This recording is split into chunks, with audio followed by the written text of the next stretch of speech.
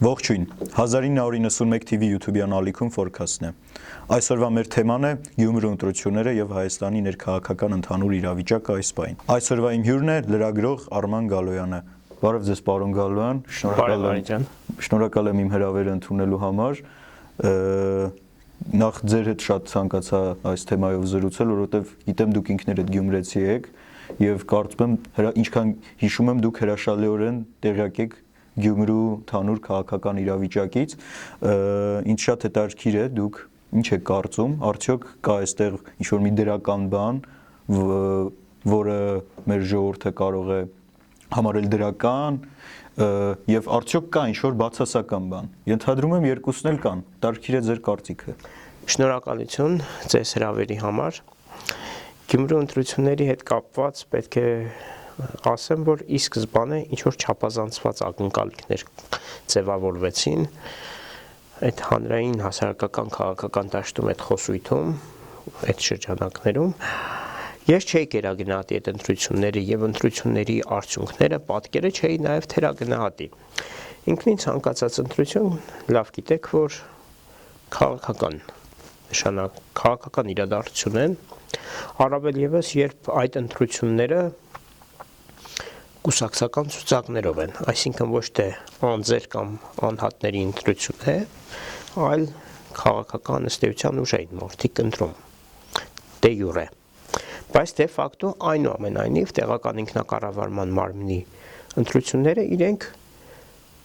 ավելի շատ անձերի ընտրություններ են։ Օրինակ Գյումրի ընտրություններում, ասենք, նույն Վարդան Ղուկասյանը, եթե նա գլխավոր էր, ասենք, ոչ թե կոմունիստների ընտրացուցակը, այլ, ասենք, ինչ ասեմ, որևէ անհայտ կուսակցության ընտրացուցակ, միևնույնը մարդիկ ընտրելու են իրեն։ Առավել եւս, որ եթե դուք նկատել եք, այդ ամբողջ քարոզարշավը անձերի քարոզարշավ էր, ով էր այդ ոչ միայն Ղուկասյանի գլխավորացուցակի մասին, այո։ Մի փոքր իհարկե այստեղ իշխանության պարագայում կար իշխող այդ ԿՊ-ի պահը, որ ոչ միայն կոնկրետ տեխնացուին էր քննադատությունը կամ հակադարձում ուղղված, այլ ամբողջ իշխանությանը, իշխող կուսակցությանը, բայց մյուսների դեպքում հատկապես սա անձերի քարոզարշավ էր։ Եթե մի հատ եկեք հիշեք, նույն ԿՊ-ի, Վարդան Ղուկասյանի, Մարտին Գրիգորյանի եւ այլն եւ այլն եւ այլն, ում էր առաջին համարից բացի ում էին ճանաչում։ Այստեղ իհարկե մեկ-երկու բացառություն կա, Հոնմարտալության, ասենք Սուրեն Սուրենյանցի գլխավորած կուսակցությունը, օրինակ դեմոկրատական այլընտրանք ավելի շատ հանդես էր գալիս կուսակցության անունից, քան տեխնացուի անձնավորումներ։ Բայց մյուսների դեպքում եկեք առանձնացնենք այն կուսակցությունները, հատկապես այն ուժերը, որոնք մեծ ձայների մեծ տոկոսով անցան Գյումրու հավաքանի, ով էր երկրորդ համարը, ով էր երրորդ համարը, կհիշեք, վստահ եմ այդ ամբողջ ընտրական process-ը լուսաբանած լրագրողների մեծամասնությունը, եթե գյումրեցիները չէ, ովքեր այնուամենայնիվ իրենց համակարգացիներին այդ ընտրություններին մասնակցող համակարգացիներին ճանաչում են, մնացածը դժվար թե հիշեն ով էր երկրորդ համար, ով էր երրորդ համարը։ Թորոպես ցուցակից ոչ մեկ։ Այո, որովհետև սրանք անձնավորված ընտրություններ էին։ Չնայած քաղաքացին ընտրում էր կոնկրետ կուսակցության կամ կուսակցությունների դաշինքի։ Իսկ Լևոն Բարսեղյանի դեպքը մի փոքր ավելի սպეციფიկ չի, որովհետև նա նաև աշխարհաքաղաքական ինչ-որ կոնկրետ դիրքորոշում ունի։ Այդտեղ մի փոքր անունը ինչ-որ դեր խաղաց, ենթադրում եմ, բայց այն ուժերը, որոնք դաշինք էին կազմել, Գյումրիում զերոյական ճանաչում կամ նշանակություն ունեն, ընդհանրապես նրանց դերակատարում է,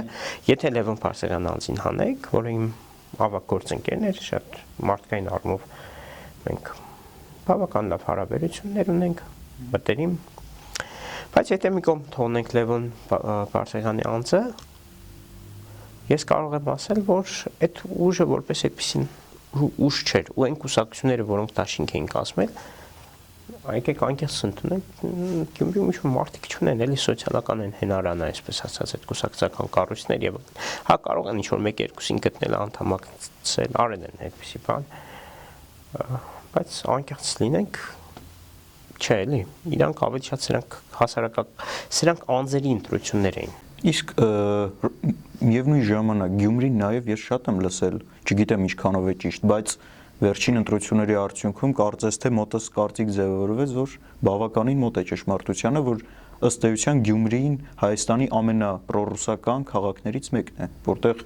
Եվրադաշինքը ոչինչ չկարողացավ անել, 3.5% ընդամենը։ Եկեք անկեղծ լինենք, այս ընտրությունները այն մասին չէին, որ Հայաստանը անդամակցում է Եվրոմիությանը, թե ինչ-որ միութենական պետության, ինչի մասին Վարդան Ղուկասյանն էր խոսում, սա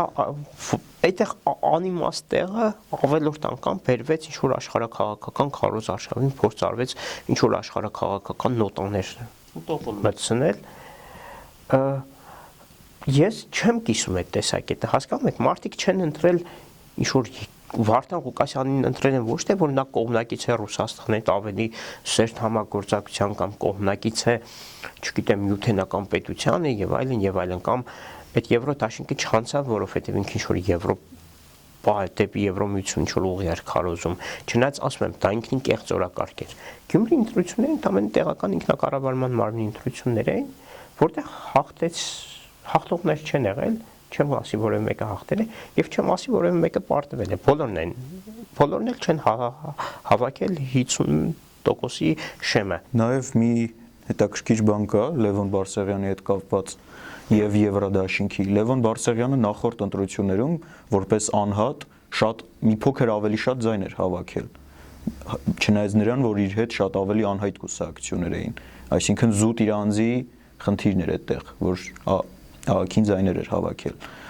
ռամկավար ազատականներն էին, ժառանգություններ, իսկ այս ընտրություններին շատ ավելի հեղինակավոր կուսակցություններ էին, այս պայդրությամբ հեղինակավոր, իհարկե ժառանգությունը պատմականորեն ավելի հեղինակավոր է։ Չկիսեմ քո գնահատականն է, ինչի համար, չեմ կիսում, չեմ ուզում կոնկրետ անուն առանուն այդ կուսակցությունների անունները տալ, բայց դրանցից որ մեկն է հեղինակավոր։ Եթե Facebook-ում բարձրացրած աղմուկը նկատի ունես Facebook-յան այդ ակտիվությունը, Facebook-ով եթե չափենք, հա, լավ էլ հեղինակավոր են, ինչ-որ հաճախ ստատուսներ են գրում, հանդարտերևում են, եթե ինչ-որ որոշ լրատվամիջոցներում այդ կուսակցությունների ղեկավարները հաճախ բան են անում, հա, հյուրընկալվում են ինչ-որ շատ են խոսում, դա լրատվամիջոցներից դուրս իսկ հասարակության մեջ հեղինակավոր ասելու առումով չափազանց չեմ կիսի տեսակետը։ Կարելի ասել ինչ որտեղ հայտնի, բայց էլի որոշակի տիրույթում, ասում եմ, Գյումրիում այդ կուսակցությունները առանձնապես ինչ որ հայտնի չեն։ Այդ կուսակցություններից մեկ հոգի առավելագույնը կարող է հայտնի լինել, այն էլ իր նախկինում զբաղեցրած պաշտոնով եւ իր այն ժամանակ շատ ակտիվ ընդդիմադիր դիրքորոշմամբ նաեւ իր ազգակցապարեկամական կապերով։ Ընդամենը այդ ես չի ուզենա օրինակ այդ նույն Եվրոդաշինքի կամ դրա մաս կազմող ինչ որ կուսակցությունների մասին մենք շատ խոսենք զուտ մի բանի պատճառով, որովհետև այնքան անեական են, այնքան արի անկեղծ լինենք, էլի, այդ Facebook-յան աղմուկը հանած որոշակի քարոզչամիջոցներում նրանց լրատվական ակտիվությունը հանած, նրանք ով են։ Շատ ավելի ես այս Գյումրի ընտրությունների հետ կապված, եթե վերադառնանք մեր առաջի հարցին, Դες շատ մի քանի ցավալի ես հետևություններ կանեի այս ամեն ինչից։ Նախ պետք է ֆիքսենք, որ իշխանությունը չնայած ամբողջ թափով իր ողջ ռեսուրսը կենտրոնացրել էր Գյումրիում, ասեմ, չեմ հիշում 18 թվականից հետո մի ընտրություն, որ իշխանությունը այդ աստիճան իր բոլոր լծակները փորձեր օգտագործել։ Եվ ինքը չհաստացավ 51%։ Ճիշտ է, նա իրենք ստացան շատ ավելի շատ ցայն, քան նախորդ թիմ ընտրություններում էր, եւ դրանով են իրենք, այո, դրանով են իրենք այսպես հպարտանում, բան, բայց գործի են դրել բոլոր հնարավոր լծակները։ Այդ օրերին բոլոր նախարարները բարբերաբար Գյումրի էին գնում։ Չեմ ասում ինչ որ ստիպում էին բան, նախքին մեթոդները, չէ, բայց առնվազն փորձում են ցույց տալ, թե տեսեք, այս իշխանությունը ինչքան բան է անում Գյումրի համար, բոլորի սիրելի բանն էր դարձել այդ քաղաքը այդ օրերին։ Դե գնացող են թող այս ընտրություններից հետո գնան։ Մյուս կողմից ինչ վերաբերում է ընդդիմությանը, Վարդան Ղուկասյանի վերադարձը քաղաքապետարան գերազանցապես ոչ միայն իր անձնական այսպես ասած, հեղինակության շնորհիվ էր, այլև այս իշխանությունների կարող եմ ասել իրենց քաղաքականության հետևանքը։ Երբ որ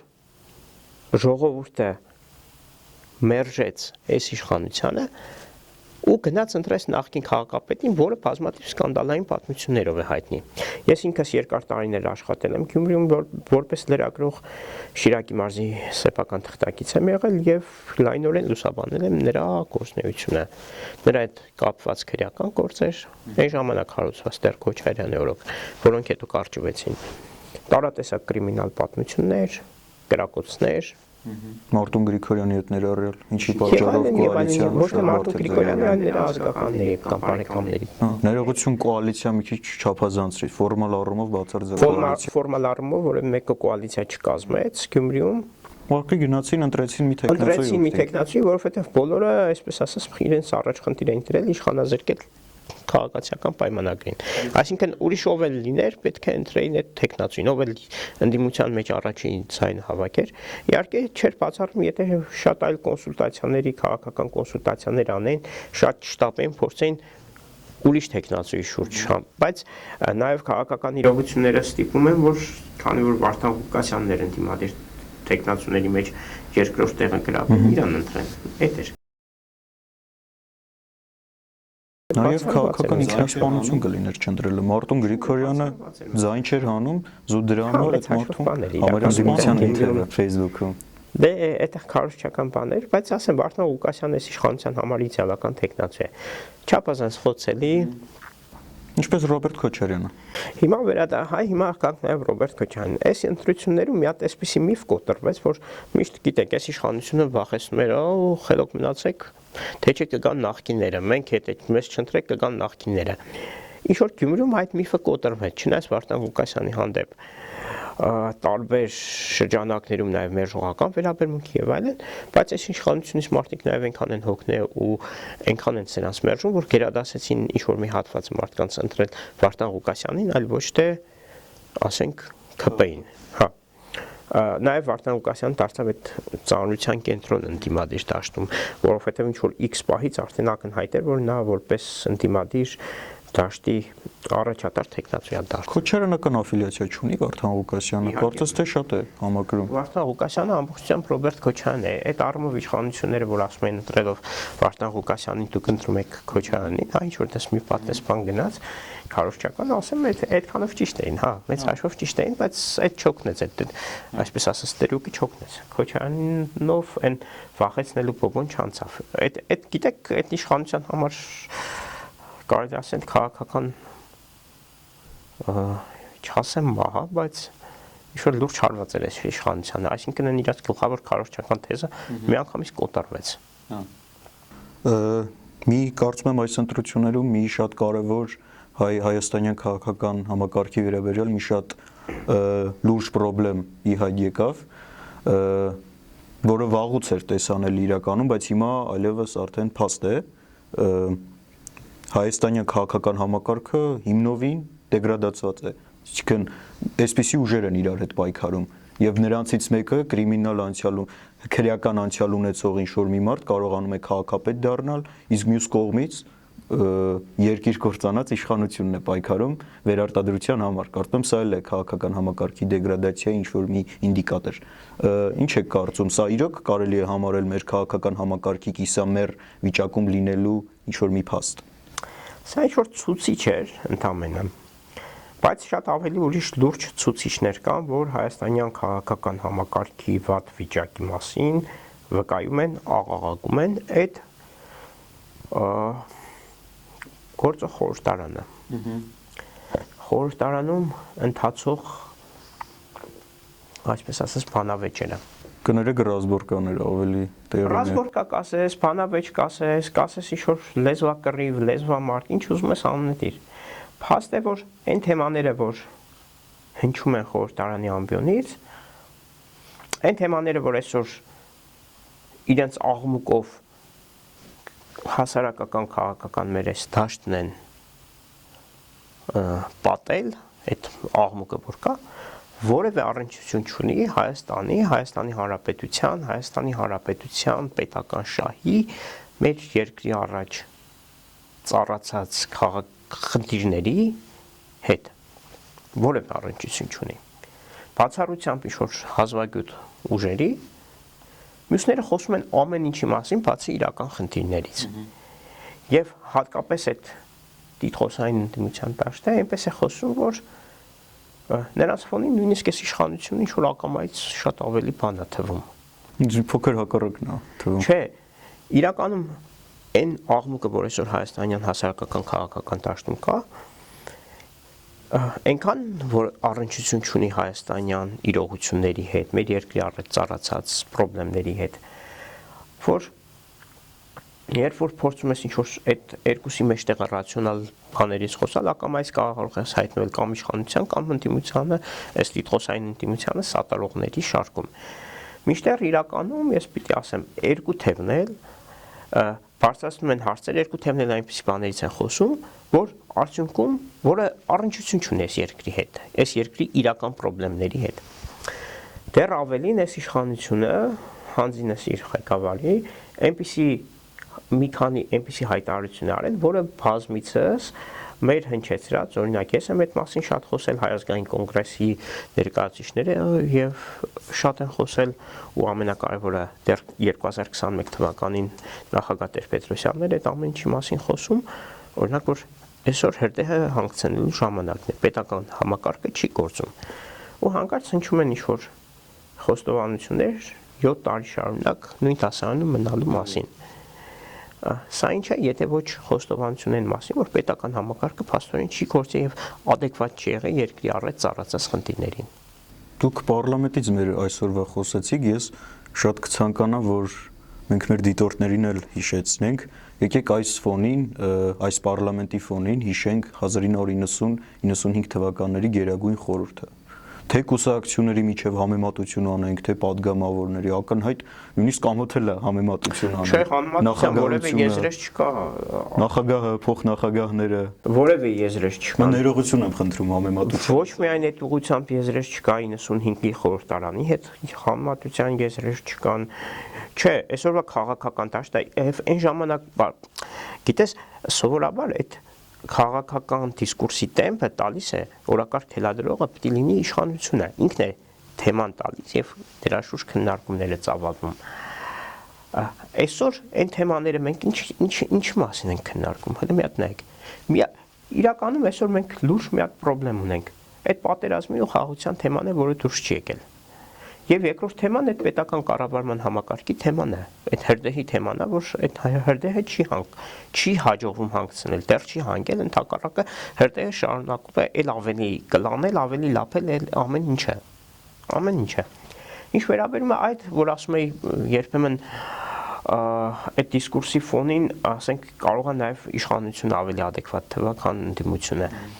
Երբ որ խաղաղության մասին իշխանությունը խոսում է, այդ ընդդիմության ճամարտակությունները, գոր կրալը, այն ելակետից են հարցադրումները տալիս, որ ակամայից այս իշխանությունը հանկարծ աշխին դառնում, ասենց ասած, ավելի լրջամիտ։ Ես կարծես թե դաշնակցությունը հենց նույն դաշնակցության ավելի շատ խոսել, որ այո, խաղաղություն ուզում ենք, բայց արժանապատիվ խաղաղություն, այսպիսի ազդակներ կան։ Արի դաշնակցությունը թող ոչ խաղաղության մասին խոսա, ոչ առավել եւս արժանապատվության մասին, որովհետեւ դաշնակցությունը ոչ պակաս իր մեղքի բաժին ունի երկրում ստեղծված իրավիճակի մեջ, որքան էս իշխանությունը։ Ուղղակի ես միշտ ասել եմ, Հայաստանի 98 թվականի պետական հեղաշրջումից հետո Հայաստանի իշխանության ղեկին գտնված բոլոր ուժերը, այդ իշխանության հետ կոալիցիա կազմած բոլոր ուժերը հավասարապես պատասխանատու են այս իրավիճակի համար։ Ուղղակի ամեն մեկը իր դրվագով է պատասխանատու։ Ու այս իշխանությունը ի վերջո այդ ամեն ինչի, այսպես ասած, վերջնական փուլի այդ վերջնական արարը տվեց։ Ինքը եղավ այդ վերջին, այսպես ընդհանրի վերջին մեղը խփողը։ Իրանք ամեն մեկը իրանց բաժին պատասխանատվություն ունեն։ Այդ դաշնակցությունը, որ այսօր այդպես խոսում է, չգիտեմ, ինչ արժանապատիվ խաղաղություն, արժանապատիվ խաղաղության կոնցեպտը դրվել է 97 թվական, 98-ին Հայաստանում դրվել է մեր հանրային քաղաքական դաշտում դրվել է սեղանին։ Անգամ 2018-ին, 16-ին, 18-ին մինչև 2020-ի սեպտեմբերի 27-ը եղել է խաղաղության գնալու հնարավորություն եղել է 2016-ի այդ ապրիլյան պատերազմից հետո հնարավորություն կար գնալ խնդրի լուծման հնարավորություն կար գնալ 2018-ին, երբ որ իշխանափոխություններ եղան Հայաստանում եւ նոր ձևավորված իշխանությունը վայելում էր մեծ լեգիտիմություն 19-ին ասում եմ մինչեւ 20-ի վերջը սեպտեմբերի 27-ը կամ 27-ից հետո հնարավոր ինչ-որ մի ձև կանգնեցնել պատերազմը, բայց դաշնակցությունը մշտապես եղել է այդ ամեն ինչի մերժողների գլխավոր մերժողը։ Ու այս իշխանությունը, իդեպ այդ առումով մի հատ խոստովանություն էր հնչել, որ ասել էր Նիկոլ Փաշինյանը, որ իրենք ավելի դաշնակցական էին, քան դաշնակցականները, այդ առումով համամիտ եմ, ճիշտ էր ասել։ Իրենք ավելի ոչ մի թիզական էին, քան ոչ մի թիզական։ Բայց այդ ամեն ինչի մեջ ասել է, որ ՀՀՇ-ն Չէ, դա բացարձակ աբսուրդ է, ես ասում եմ, իրաց մասում է ճիշտ ասել, ՀՀՇ-ի հետ կապված, գիտեք, այդ էլ բացառապես մի բանի համար է արվում, որպեսզի սեփական պատասխանատվությունը լղոզի բոլորի վրա գցի, մոռանալով, որ Հայոց համազգային շարժումը, այնուհետև Հայ ազգային կոնգրեսը առաջին նախագահ Տեր-Պետրոսյանի գլխավորությամբ մշտապես աներկբայորեն կողմ է եղել Ղարաբաղյան խնդրի փոխզիջումային տարբերակին, կողմ եղել հարևանների հետ հաշտությանը, բարի դրացիությանը։ Տեր-Պետրոսյանի բացեք 92 թվականի ելույթ, 93, 94, 5, 94 զինադատարից հետո 95, 6, 7, 8 թվականին։ Հետո նաև Տեր-Պետրոսյան ընդդիմադիր գործի ելույթները հրաժարականից հետո մշտապես շեշտվել է Ղարաբաղյան խնդրի լուծման գնալու պատրաստակամության անհրաժեշտության կարևորության մասին։ Ընդ որում այն համատեքստում, որ եթե այսօր չընդունենք եղած լուծումը, վաղը շատ ավելի անբարենպաստ լուծում ենք ստանալու։ Եվ պատմությունը այո ցույց տվեց, որ որքան մերժում ենք, շատ ավելի անբարենպաստ լուծման ենք, ավելի անբարենպաստ տարբերակներ էր առաջարկվում։ Եվ ամեն տարի փուլայինից, այսպես մինչև 2020 թիվ, կարելի ասել այսպես կոչված Լավրովյան պլան, Հայաստանի համար ճիշտ է շատ ավելի վատ են լուծումները, բայց այնուամենայնիվ դրանք շատ ավելի լավն են, քան այն իրողությունը, որ մենք այսօր ունենք։ Եվ Տեր-Պետրոսյանի առաջարկածը իրականում իրական խաղաղություն է։ Տեր-Պետրոսյանի առաջարկած իրական խաղաղությունն էր, եւ ի վերջո տեսեք, մի բան է դու խաղաղության գնում ես հաղթած կարգավիճակում, մի բան է գնում ես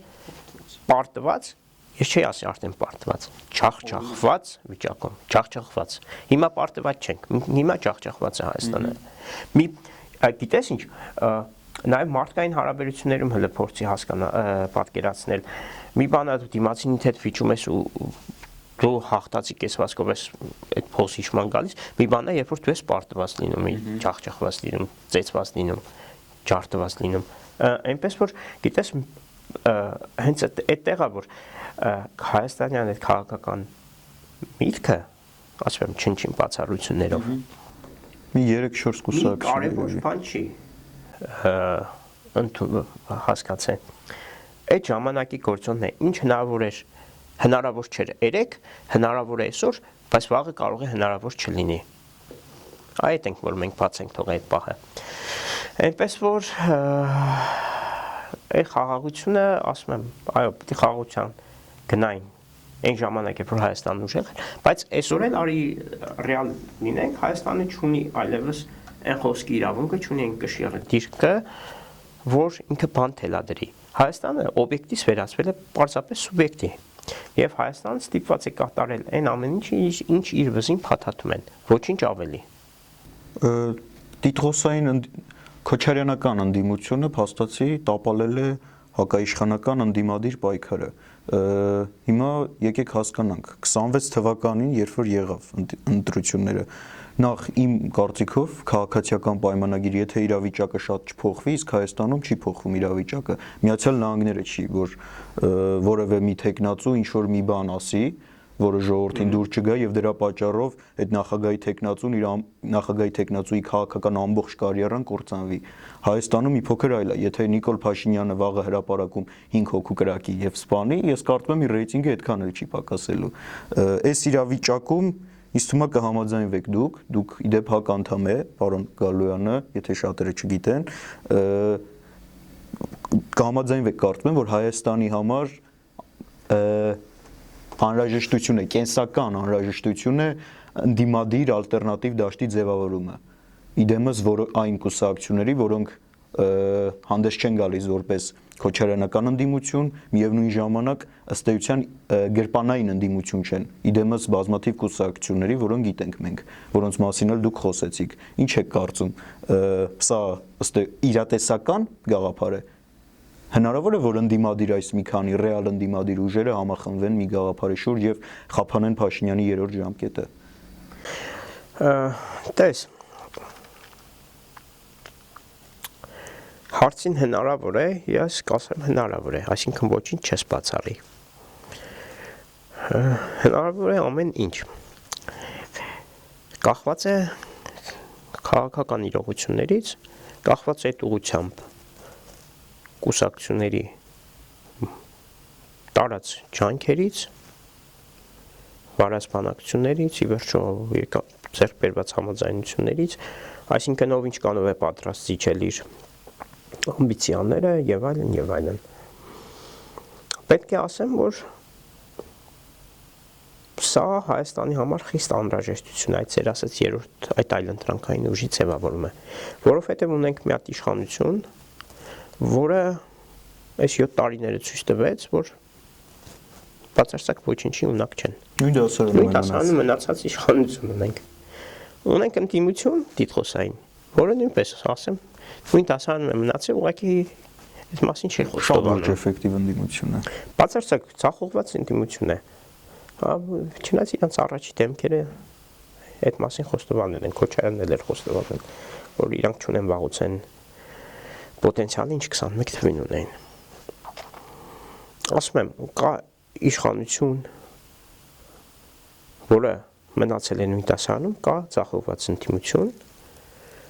իր անհասկանալի նաև կեցվածքով, ու ընդ որում մի հատ այստեղ մի հատ ուրիշ բան էի ուզում շեշտեմ, այդ նույն ընդդիմությունը այսօր իշխանության հետ բավական լավ սիմբիոզ է կազմել, այդ պասերով այնքան լավ են իրար հետ խաղում։ Այդ իշխանության հետ իրանք շատ այսպես բավական լավ սերտ աճել են սիմբիոզի, թվում է թե երկու տարբեր բևեռներ են, բայց իրար բավական համահունչ ու համապատասխան ձգում են եւ իրար հետ նույն ըստ էության չտարբերվող արժե համակարգով եւ այլն եւ այլն։ Եվ այս իրավիճակում պետք է մի հատ երրորդ այլընտրանք։ Պետք է ռեալ քաղաքական, սթափ քաղաքական մտածողություն ունեցող ուժերի անհատների ինչ որ միավորում։ Հնարավոր է թե ոչ։ Ես այդ տեսական հարցին կասեի այո, հնարավոր է։ Նաև կարող եմ պատասխանել բացասական, ոչ հնարավոր չէ։ Ամեն ինչ կախված է այդ ուղղությամբ տարված աշխատանքից։ Ես ինքս կուզեի, որ այդպիսի ուժ ձևավորվեր եւ այդ ուժը այդ հստակ ռեալ իրական խաղաղության տեսլականը ներկայացներ, որպեսզի մարդիկ հստակ այլընտրանք ունենային, որ ոչ նախկինները, ոչ էլ այս գործող նույն դասարանում մնացած իշխանությունը։ Ես այս համատեքստում մի բան եմ ուզում ասել։ Եթե մենք ունենանք եթե իշխանությունը նույն դասարանում մնացածը չլներ, ասենք երկրորդ, երրորդ դասարան փոխադրված լինեին, հա։ Միևնույն է, այս իշխանությունը էֆեկտիվ չի մի բարձ պատճառով։ 20 թվականի պարտված իշխանությունը չէր կարող այլևս բանակցությունների սեղանին նստել այնպես ինչպես կնստեր որևէ այլ իշխանություն։ Նույնիսկ եթե առաջի դեմքի փոփոխություն անեն, էլի հնարավոր էր 21 թվականին ինչ որ 21 թվականից ի վեր ինչ որ նորմալ արդյունքներ։ Նորմալը դժվար է ասել, որովհետև այդ պարտությունից հետո նորմալ արդյունք այլևս պիտի չակնկալես քո երկրի հնարավորությունները եւ այլն հաշվի առնելով։ Բայց հնարավոր է այսպես ասեմ։ Կարելի է ինչ որ շատ ավելի լավ արդյունքներ ակնկալել, քան այսօր ունենք։ Այդ քայլին չգնացին։ Հիմա մնում է բան։ Երրորդ, այսպես ասած, ռեալ սթափ մտածող քաղաքական ուժերի հրամականը։ Հաշվի առնելով աշխարհաքաղաքական ստեղծված իրավիճակը, հաշվի առնելով Հայաստանում այս վիճակը, որ Հայաստանը այսօր հայտնվել է, չեմ ուզի չափազանցնեմ կամ վատ մռայլ նոտաներով ինչ որ տալ մեր զրույցին, բայց Հայաստանը այն որ վերջին, այսպես ասած, շանսերն է մնացել։ այն վերջին ճյուղերից է, որ պետք է փորձի խեղդվողը կախվի։ Հակառակ դեպքում գիտեք նույնիսկ այս չենք ունենա։ Այս որակի կառավարման կամ այս եթե այս ընդդիմությունն էլ եթե անգամ իշխանության կա կամ բան։ Այս որակի այդ մտածելակերպի պայմաններում մենք չենք ունենա գուցե չունենանք պետություն։ Դրա համար պետք է ռեալ ստապ մտածող ռեալ քաղաքական ուժերը իրենք կարողանան իրենց ամբիցիաները մի կողմ դնել, փորձեն այդ միասնական պլատֆորմ ձևավորել, հասարակությանը ներկայանալ, հասարակությանը իրենց խոսքը ասել, փորձեն բացատրեն, ընդ որում դա մի օրվա աշխատանք չի, մի ամսվա աշխատանք չի, այդ աշխատանքը պիտի տարվի անընդհատ ամենօրյա ռեժիմով, որովհետև ինչ են տեսնում մարդիկ եթերներից, տեսնում են իշխանություն, տեսնում են այդ տիտղոսային ինտիմությունը ու պետք է այդ ամեն ինչի հետ քարոզչական աղմուկին, որոնք երկուսն ունեն հզոր ռեսուրսներ, ֆինանսական, լրատվական եւ այլն եւ այլն։ Պետք է դրա այդ ամեն ինչի դեմ, այսպես ասած, այդ պայքար դրվի, դա հեշտ չի։ Բայց պետք է դա անել։ Հակառակ դեպքում ես ասում եմ, մենք հետո կապսոսանք բաց թողած շանսերի համար։ Եկեք ֆիքսենք, որ քանի դեռ այս գործող իշխանությունը չունի իրական այլընտրանք, քաղաքացիական պայմանագիրը մնալու է իշխանության եւ Նիկոլ Փաշինյանը լինելու է Հայաստանի վարչապետ երրորդ ժամկետով։ Հա, երրորդ է, չորրորդ է։ Մի քանի անգամ տես հրաժարականատվի հետ նորից ընտրվել, ինչպես պարբերաբար հատս բաներ ա եղել, դրա համար արդեն դժվար է հաշիվը,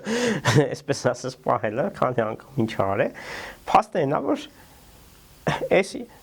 եթե այս որակի ինտիմությամբ, այս որակի քաղաքական համակարգով հացախողված ենք ունենալու նման մի հատ իշխանություն։ Կարող է ինքը նորից 51% չհաշվի, այն իր այսպես ասած աճեցրած ընդդիմությունը, որը կեղծ մի հատ քաղաքական օրակարգ է ստեղծել ինչ-որ եվրո կոնֆետի տեսքով, դրանց հետ ինչ-որ փորձեն ինչ-որ մի ձև կոալիցիոն բաներ, տարբերակներ,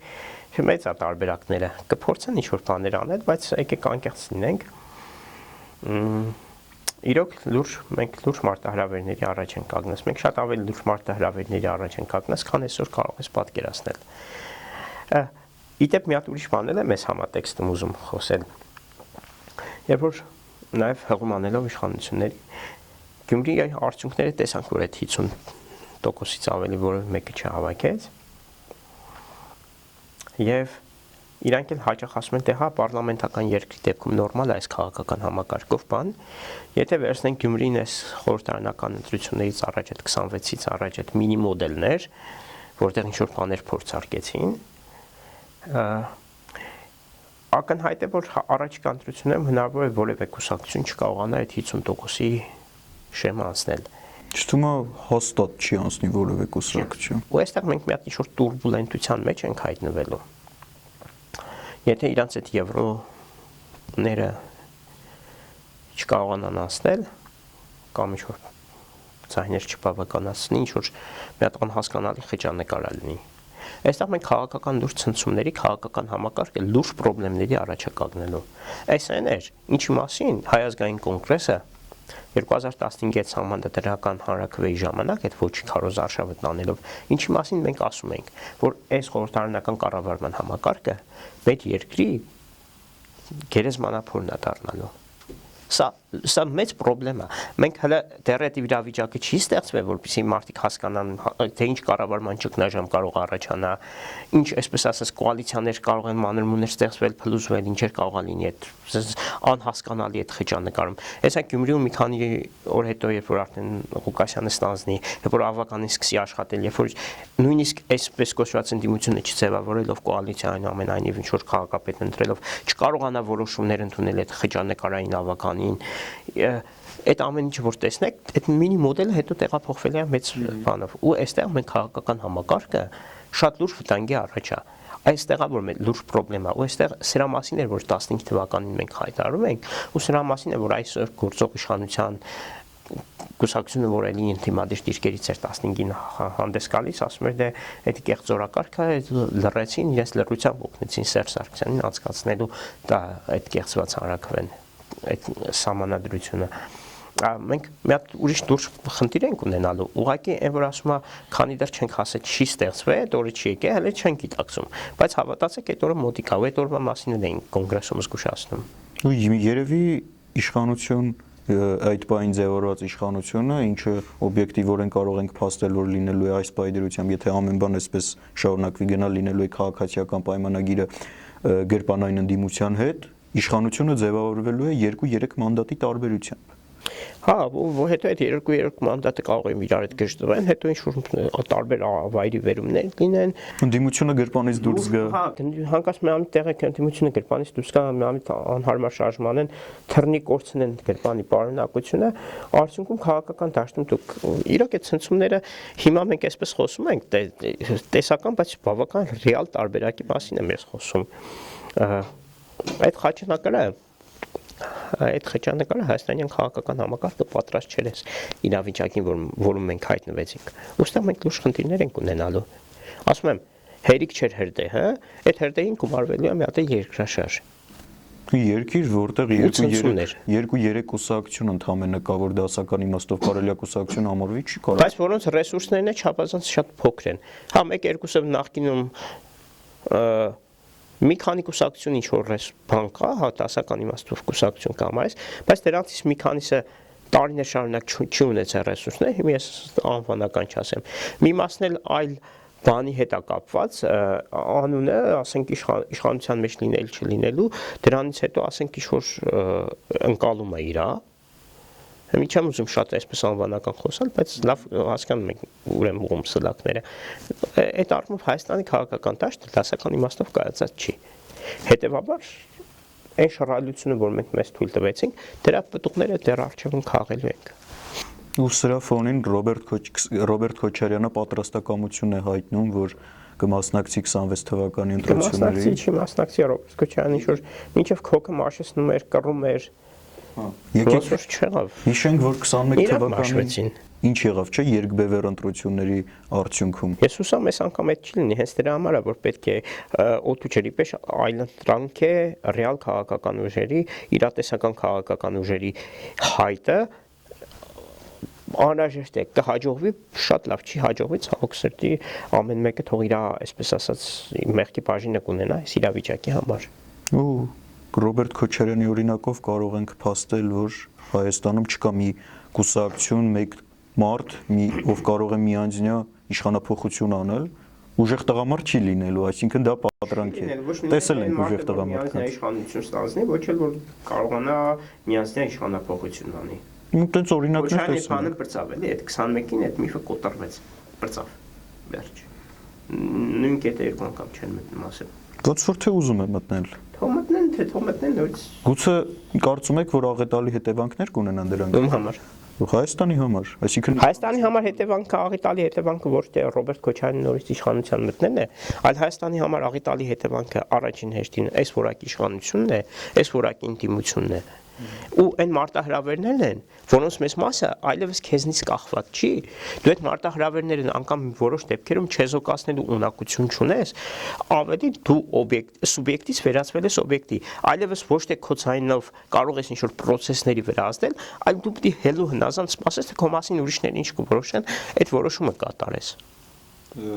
Էտա աղետը իրականում։ Դե չէ, Ռոբերտ Քոչարյանը այսօր կա եկու չկա։ Այն առումով նկատի ունեի, աղետալի կլինի, որ իր մասնակցությամբ որակի ինտիմություն պետք է բան ունենաս։ Չէ, Փաշինյանը հեշտությամբ կհաղթի ընտրություններում։ Չէ։ Քոչարյանի մասնակցությամբ։ Գուցե հեշտությամբ չհաղթի։ Ասում եմ, այդ միֆը կոտրվեց։ 21-ին էլի ինչ որ մի հատ բաներ կա։ Հիմա կարող արդեն հերիք, այն որ ասեն հերիք է էլի որ ասում արես քո 3 մանետը, ես այս ճանչին պետք է սպանեմ։ Այդ անեկդոտն է։ Այդ լավ անեկդոտ է, քիմ լեննականցին։ Վարդանիկը շատ չարաչի երեխա է։ Այդ օրը տանը հյուրեր են ունենալու, հայրը ասում է Վարդանիկ ջան, հյուրեր ենք ունենալու, քեզ խելոք կպահես։ Ու որպեսզի իրոք լավ է պահի, ասում արես փողը, քեզ սեկուցե պաղպաղը կանես։ Վերջ։ Նստած է սեղանի շուրջ, մի հատ ճանչ գնում գալի Վարդանիկի ափսեի, Վարդանիկի քթին, Վարդանիկի գլխին գնում գալիս, Վարդանիկը ջղայնացած հանում փողը շպրտում ասում, այ պապ արես քո 3 մանետը, ես այս ճանչին պետք է սատ կսնեմ։ Հիմա էտա, ինչ որ ժողովուրդը արդեն հերիք եղավ այդ նախկիների այդ վերադարձի բոբոյով վախեցնել, ինչ որ մի բայ արդեն հոգնելու ասել, դե Ավելի լավ է նախկինները, քան դուք։ Ես վերջին անգամ նախկիների Մանավանդ որ նախկինների բանը է, մի տեսակ բան է։ Տարիների ընթացքում հետո ասես մարում է այդ հուշը ու մի հատ սերունդ է գալիս, եկեք մի հատ ընդունենք։ Օրինակ, այսպեսի մի համեմատություն անեմ, քո տարիքի մարդիկ, որոնք Քոչարյանի կառավարման տարիները չեն տեսել, այդ պատմելով այլևս չեն այդ նախկինների փոփոյի հետ վերադարձին, այլևս չեն գնա, այդ կուտը չեն ուտի, այսպես ասած։ Այն մի քիչ այն տարիքը իմ տարիքի մարդիկ ովքեր տեսել են ու նաև կհամեմատեն այսօրվան ու նախկինը կարող են ինչ-որ մի պահի որոշեն որ չէ բայց երկուսն են նույն բանն է էլի չի լինի էլի հասկանում ես ուզում եմ ասեմ այն մի հատ սերունդ է գալու որին էլ կարող է այդ նախկինների վերադարձի բոբոյով չվախեցնես չկարողանաս այդ համոզել Իմ սերնդի շրջանում հաստատ պարտվելու է քաղաքացիական մանավանդ իմ սերունդը արդեն ընտրելու իրավունք է ունենալու 26 թվականին ու հաստատ վստահ եմ որ պարտվելու է գոնե իմ սերնդի շրջանում ֆիքսենք մի բան որ խնդիրը քոչարյանական ընդդիմության այս ընտրությունների հաջորդ ընտրություններին չմասնակցելը կարծում եմ պատրանք է նրանք իհարկե մասնակցելու են կարծում եմ Քոչարյանի անձն է այստեղ մեծապես խնդիր թե կարող է նա անուղղակիորեն մասնակցել կարծում եմ դա Փաշինյանին բացարձակապես ոչ մի օգուտ չի տա, բայց ուղղակիորեն եթե մասնակցի, կարծում եմ Փաշինյանը շատ կուրախանա։ Դե ուղղակի մասնակցի, ինչ ասեմ։ Ես ասել եմ, մեր զրույցում ասացի, որ իրանք գիտեք նաև լավ սիմբիոզ են քաղաքական դաշտում, թվում է թե իրար դեմ են, բայց նաև իրար համար են լավ աշխատում, մեկը մյուսին իրար դեմ աշխատելու, մեկը մյուսին բավական լավ օգնում է։ Այնպես որ դժվար է կանխատեսել։ Փորձենք հասկանալ վերջապես, եզրափակենք Փաշինյանական երրորդ ժամկետը հնարավոր է կանխել ձեր կարծիքով։ Մեծ հաշվով կարծում եմ հնարավոր է, բայց դա կախված է մի շարք ներքին ու արտաքին քաղաքական գործոններից, որոնք պետք է հաշվի առնել։ Հնարավոր է, կախված է ինչ իրավիճակ կլինի ընտրություններից առաջ եւ աշխարհակաղակական առումով ինչ իրավիճակ կլինի Հայաստանում, որ ուժերը ինչ համատեքստում կմասնակցեն, ինչ կոնֆիգուրացիայով, այնպես որ միանշանակ անհնար բան չկա, այլ խնդիրը թե կհաջողվի ձևավորել այդ իմ ասած տարբեր տեսակի այլընտրանքները։ Իմ ասած այլընտրանքը հնարավոր կլինի ձևավորել խոսքը այդ ռեալ իրատեսական քաղաքական ուժերի մասին է որոնք այլընտրանք կլինեն եւ իշխանության եւ տիտղոսային ընդդիմությանը հնարավոր կլինի թե չէ նույն ընդդիմությունը այսօրվա տիտղոսային ընդդիմությունը ինչ ֆորմատով կմասնակցի ինչ դեմքերով այդ ամեն ինչը գիտես այսպես հիմա մենք խոսում ենք մի փոքր ավելի առարկայական ինֆորմացիայի դեպքում մենք ավելի հանգիստ կկարողանանք ավելի լուրջ կկարողանանք մեր վերլուծությունները անել բայց շատ ման կախված է այն իրողություններից, որ կստեղծվեն։ Նաև շատ բարդ կլինի այն պատճառով, որ Փաշինյանը փաստացի ունի պրոարևմտյան ընդդիմության անթակույց աջակցությունը մանավանդ քարոզչական ճակատում եւ 26-ին կարծում եմ շատ բարձր մակարդակի էին հասնելու։ Դա կփորձեմ, բայց ասեմ, այդ ընդդիմությունը բավական շուտ սկսելով, այսպես ասած, ֆալ ստարտ տարեց։ Ու արդեն որ հայտնի է խաղաթղթը չազնի չկարողանանք գործել։ Նաև, բայց մի բան էլ հաշվի առնենք, որ սա Գյումրին չի ու համապետական մակարդակով կարծում եմ գոնե կրկնակի ավել կլինեն ձայները։ Դե գիտես, արի կանխատեսումներ անելը շատ դժվար է։ Ես եթե անկեղծ ասեմ, Գյումրի ընտրություններում մի փոքր այլ պատկեր էի պատկերացնում, բայց ինչ-որ տարբեր անակնկալներ եղան։ Նույնը համապետական ընտրություններում են հնարավոր ինչ-որ անակնկալներ։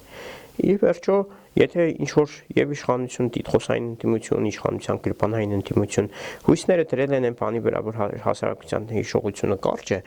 այս 21-րդ դարում, երբ որ կա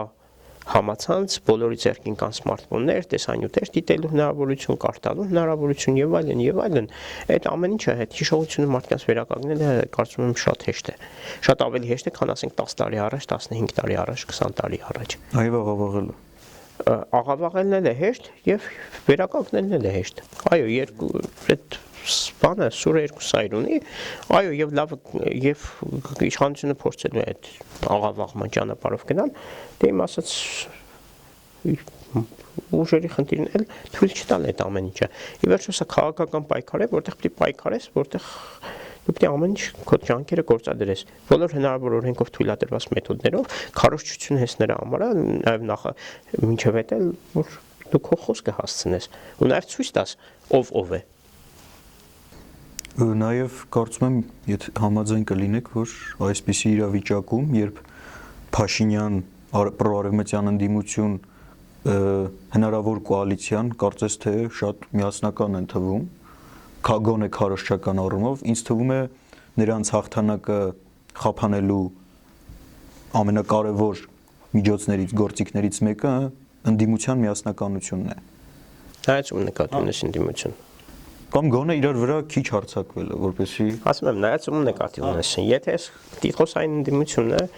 սրանք լավ սիմբիոզ են։ Սրանք իրենց ընդդիմադիր աշխատելով իշխանության օգտին կաշխատեն։ Այնպես որ պետք է սպասել 26-ի ընտրություններին, բայց ելի եմ կրկնում, մինչ այդ դեռ պետք է հասնենք 26 թվականի ընտրությունները, կարծում եմ սրանով կարող ենք արդեն, այո, պետք է կարող ենք սահմանափակվել արդեն։ Մինչ այդ պետք է հասնենք 26-ի ընտրություններ եւ հասնել նվազագույն կորուստներով, որովհետեւ մեր առաջ ծառացած խնդիրները ոչ միայն չեն նվազում, այլև գնալով ահագնանում են։ Ու ես պետք է կրկնեմ, որ շուտով մենք արդեն ոչ թե հրդեհի, այլ մի հատ էլ երկրաշարժ ենք ունենալու քաղաքական։ Դա ամենամեծ խնդիրն է, հրդեհի ժամանակ պատկերացրա մի հատ էլ երկրաշարժ է։ Քաղաքական դաշտը ցնցվում է, հերիք չի, այդ դաշտը չի աշխատում։ Մի հատ էլ ցնցվում է ավելի։ Օրինակ կոալիցիայի ձևավորում չստացվի։ Չստացվի ինչ-որ կիսատ կոալիցիաներ ձևավորվեն, ինչ-որ մի քանի ամսվա կոալիցիաներ, մի տարվա, որոնք չաշխատեն, կիսատ աշխատեն, դուք լավ գիտեք, այս հայաստանյան քաղաքական դաշտում կոալիցիաները որպես այդպեսին չեն գործել, նախկինի փորձը անգամ են նախագահական կառավարման համակարգում չեն գործել նորմալ, խորհրդարանականում առավել եւս չեն գործի։ Խորհրդարանական կառավարման համակարգում այսպես ասած կոալիցիայի մի հատ փորձ եղավ 18 թվականին, հիշում եք ինչով ավարտվեց, մի քանի ամիս անց փլուզվեց։ Մի հատ կոալիցիա եղավ այդ խորհրդարանական կառավարման համակարգում, ԿՊ Դաշնակցություն Բարգավաճ Հայաստան։ Ինչի արդյունքում Փաշինյանը օգտագործեց, շատ արագ փլուզվեց։ Բայց դա լրիվ ուրիշ քաղաքական իրավիճակում է։ Այդ նույնը այսօր հիմա չի լինելու։ Ասում եմ, այն ինչ հնարավոր չէր երեք այսօր հնարավոր, վաղը հնարավոր չի լինելու։ Ու ինքը Էյֆորյան օգտագործեց այդ իրավիճակը եւ հասավ միայծան իշխանության։ Այո։ Ու տեսնում ենք ձեր ասածը իդեպ, բան, չգիտեմ, կարծիք չի, փաստ է, որ եվրոպական բազմաթիվ երկրներում տեսնում ենք ինչա կատարվում։ Մարդիկ 1-2 տարի վարչապետ չեն։ Տարբերություն Հայաստանի եվրոպական այդ երկրները, ի տարբերություն Հայաստանի եվրոպական այդ երկրները ունեն բավական լուրջ ռեսուրսներ, ու չունեն այն մարտահրավերները, որ ունես դու, քո երկիրը, մեր երկիրը։ Ավելի նրանք չունեն լուրջ հակամարտությունների ու զինված հակամարտության բախման վտանգ չունեն, մենք ունենք։ Նրանք ունեն վաղուց կայացած քաղաքական ավանդույթներ, մենք չունենք։ Այսինքն շահեկան այդ առումով իրանք դեռ կարող են այդ մարտահրավերներին դիմանալ, մենք չէ։ Կարծում եմ կարող ենք ամփոփել, հասկացանք, որ հայ ժողովրդին, Հայաստանի Հանրապետությանը այս բանը պետք է այլընտրանքային, իրատեսական, ծայրահեղությունների մեջ չընկնող նորմալ քաղաքական ուժ։ Քաղաքական իրողությունները ռեալ գնահատող ուժեր են պետք, կարող ուժեր, որովհետև դու կարող ես նաև քաղաքական բաները գնահատել, բայց չկարողանաս ճիշտ որոշումներ կայացնել։ Շնորհակալ եմ։ Շնորհակալ եմ հրավերս ընդունելու համար, հրաշալի ձեր Նմանապես։ Այսօր այսքանը, շնորհակալություն դիտելու համար, այսօր այսքանը։ Բաժանորդագրվեք 1991 TV YouTube-յան ալիքին, լայքեք, կոմենտ գրեք, ցանկության դեպքում կարող եք աջակցել 4-րդ իշխանությանը եւ 1991 TV YouTube-յան ալիքին, բանկային տվյալները կարող եք տեսնել նկարագրությունների բաժնում։ Այսքանը։